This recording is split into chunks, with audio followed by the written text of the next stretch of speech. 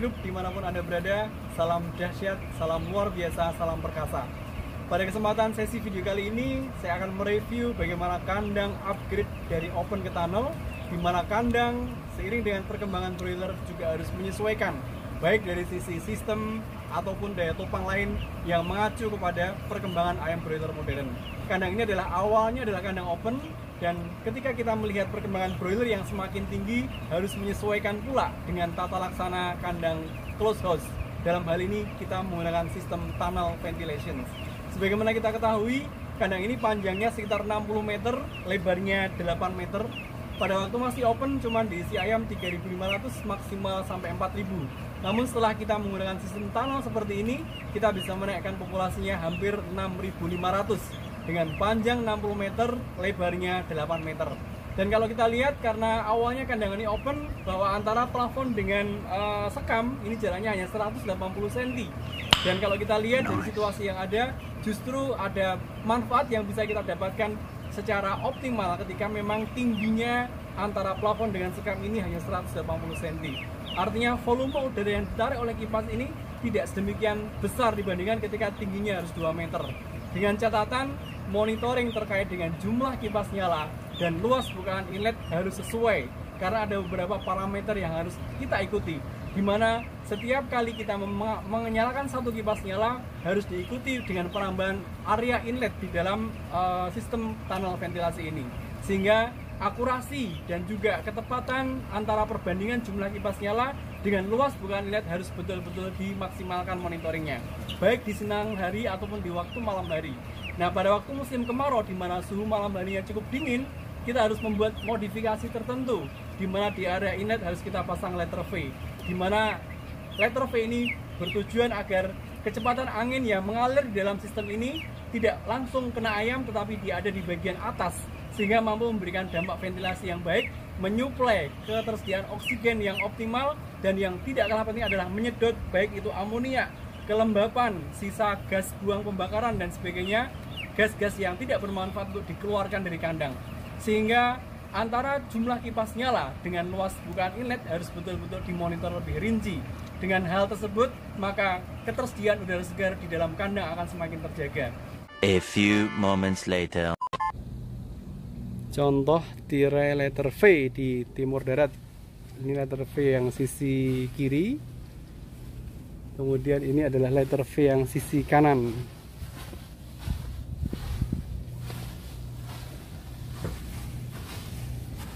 Untuk mengarahkan udara agar berhembus di bagian atas kandang. Keuntungan lain di kandang ini adalah kandang ini tidak langsung berbatasan dengan tanah, namun ini ada jarak sekitar 1 sampai 1,5 meter, beberapa di area tertentu sampai 2 meter tidak langsung berbatasan dengan tanah, di mana kelembapan di tanah itu tentunya akan lebih tinggi dibandingkan dengan sistem panggung seperti hanya di kandang ini. Sehingga dampak yang signifikan terjadi adalah pada saat situasi lembab, situasi musim hujan, atau situasi-situasi tertentu yang menyebabkan kualitas sekamnya ini menurun, dengan sistem kandang panggung ini tidak sebegitu tinggi tantangannya dibandingkan ketika kandang tersebut langsung berbatasan dengan tanah, di mana tanah tersebut akan memperberat medan terkait dengan kelembapan yang ada di dalam kandang. Sehingga dari kondisi yang ada, performa pun bisa tercapai dengan lebih optimal.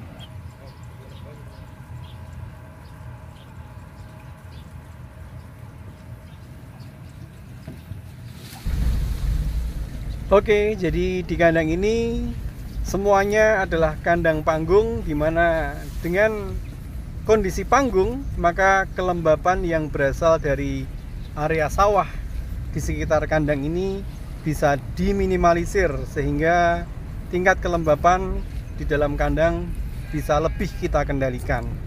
Mengingat pada fase awal di mana pembangunan kandang ini dimulai, pada waktu itu masih dalam kondisi open, sehingga dengan kandang open yang ada di tengah sawah, sama-sama kita ketahui sirkulasinya bagus. Namun seiring dengan adanya perubahan cuaca, adanya global warming yang menyebabkan tingkat panasnya lebih tinggi, maka sudah dalam bentuk kandang panggung pun cekaman cuaca panas di sekitar area Pantura ini sangat berdampak terhadap pertumbuhan broiler modern. Sehingga atas inisiatif dari seluruh tim produksi untuk memperbaiki performa, maka mulailah dibangun, di-upgrade dari tadinya open akhirnya menjadi kandang tunnel. Dengan berat di 1,8 FC 1,35 ini memberikan dampak yang sangat signifikan terhadap efisiensi, di mana kondisi pakan yang dikonsumsi terkonversi dengan baik menjadi daging seoptimal mungkin. Ikuti perjalanannya sampai video ini selesai. Terima kasih. Assalamualaikum warahmatullahi wabarakatuh. Perlu kami sampaikan bahwa lokasi kandang ini ada di sekitar 20-25 km dari tepi pantai, sehingga cekaman panas pada saat musim kemarau terutama sangat berdampak terhadap kenyamanan ayam. Sehingga dari kondisi tersebut, akhirnya kandang ini mau tidak mau, suka tidak suka harus di-upgrade menjadi tunnel. Karena situasi perubahan global warming yang semakin menuju ke sini semakin berdampak terhadap kenyamanan ayam. Di sisi lain ayam broiler dipacu secara genetik untuk tumbuh cepat. Maka salah satu upaya untuk menyelamatkan performa dan untuk mendapatkan efisiensi dari usaha peternakan ayam berdaging ini adalah dikonversi dari kandang open menuju tunnel. Sehingga proses evolusi dari kandang open menjadi tunnel ini menjadi salah satu upaya yang dirasakan dampaknya secara signifikan terhadap adanya efisiensi yang didapatkan dari pakan menjadi daging sesuai yang diharapkan oleh potensi genetik dari broiler itu sendiri. Demikian video yang bisa kita bagi, mudah-mudahan ada hikmah pelajaran yang bisa kita ambil untuk bagaimana kita sama-sama memperjuangkan FCR dengan seoptimal mungkin dan semaksimal mungkin.